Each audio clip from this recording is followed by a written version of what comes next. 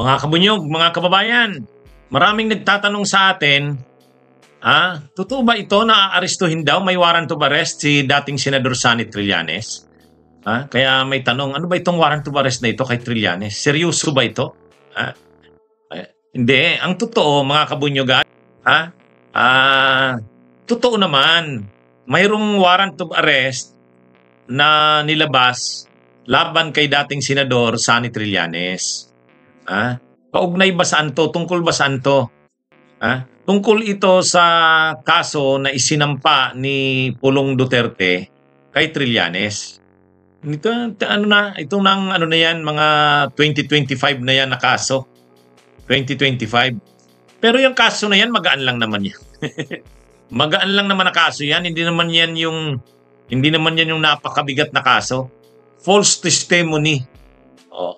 Kasi sa isang pagdinig ng Kongreso, di umano may mga sinabi si Trillanes na mali, false testimony. Hindi raw parang yung sinabi niya sa pagdinig ay false. Kaya ang kaso ni Trillanes na sinampa ni Pulong ay false testimony. Dahil hindi naman masyadong mabigat na kaso yan, sa Municipal Trial Court lang yan ng Quezon City. Municipal Trial Court. Ang piyansa nga, 18,000. So kapag mga ganyan, hindi masyado. Kaya lang siyempre, kaso pa rin yan.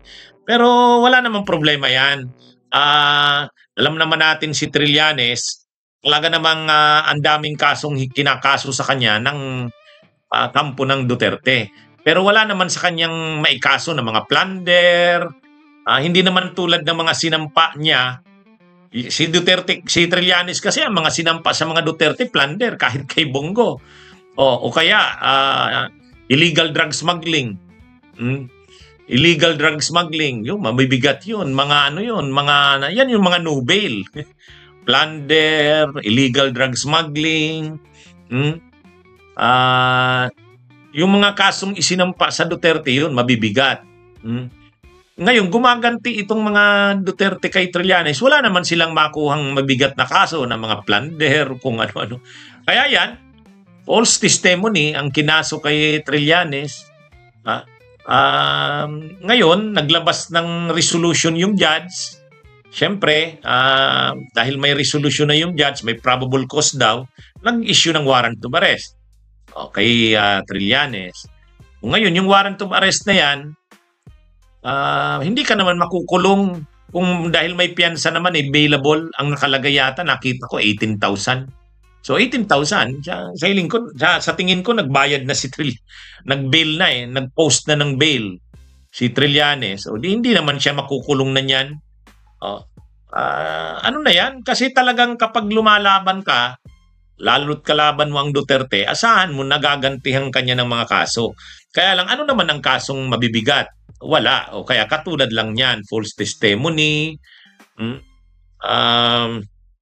Kaya yan mga kabunyog, mga kababayan, So sa mga nagtatanong, ano ba yung kaso na yan ni Trillanes na mayroon daw warrant of arrest?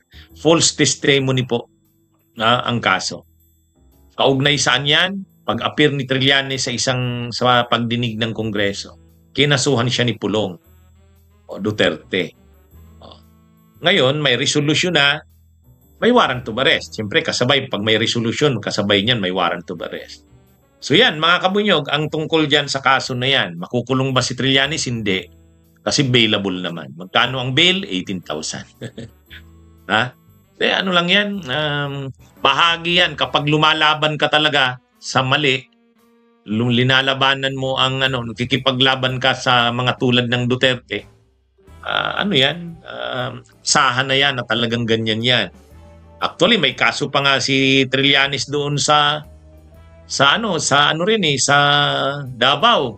Doon naman i-final nila Pulong, yung cyber libel naman yata yon. Siyempre, di ba, kinasuhan ni Trillanes si Manscarpio, yung asawa ni Sara, pati si Pulong, illegal drug smuggling, gumanti sila Manscarpio. Cyber libel, di nun sinampa sa Davao. Nagkaroon yata ng hearing yan, July 28 ba yon? Biglang nag-post si Trillanes, nandun siya sa Davao. Yung pala, may hearing. Yan yung mga kontrakaso na isinampa kay Trillanes ng kampo ng Duterte. Cyber libel, false testimony. Kayang-kaya namang harapin yan ni Trillanes, saka hindi naman siya dyan makukulong na kasi available naman lahat yan. Magagaan na kaso yan kumpara dun sa mga sinampa niya sa mga Duterte. Kaya lang wala pang resolutions yung mga sinampa niyang kaso kay Bongo, plunder yun. Ilang kaso ng plunder yung sinampa kay Bongo? Grabe yun. Grabe yun. At yung illegal drug smuggling nga, mabigat din yun. Wala pa kasing mga resolutions. Siguro pag may may bago ng ombudsman na talagang gagalaw na, baka maglabas na ng resolution. Anyway, so sa mga nagtatanong tungkol sa warrant of arrest kay Trillanes, yan po. Yan po ang ating punto, diretso.